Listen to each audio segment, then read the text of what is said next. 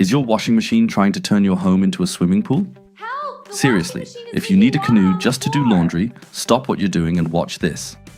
Today, I'm showing you how to fix a leak on this Gorenje model. But listen closely. For almost 100% of front-loading washing machines, the design is the same. They all use a rubber hose to lead water and soap from the drawer into the drum. So, if your machine is leaking, this fix likely applies to you too. First things first, safety. Turn off the power and unplug the machine. The problem here is that the machine leaks onto the floor whenever it pumps water in. I already checked the front filter, it was clean.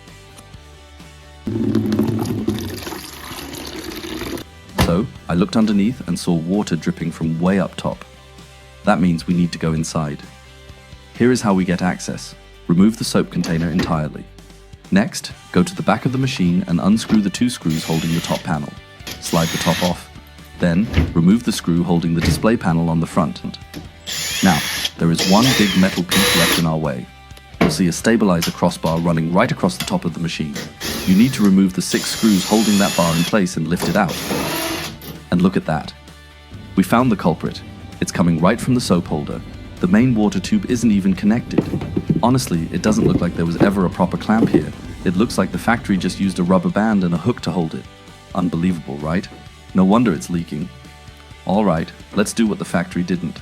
Take a good quality stainless steel hose clamp like this one. For reference, this is a 32 to 50 millimeter size clamp. Put it around the tube, reattach the tube securely to the soap holder and tighten that clamp down hard. That tube is never coming off again. Now, just reverse the steps to put the machine back together and your floor is safe again. I really hope this easy fix saved your day and your wallet. If it did, please smash that like button and subscribe for more practical DIY tips.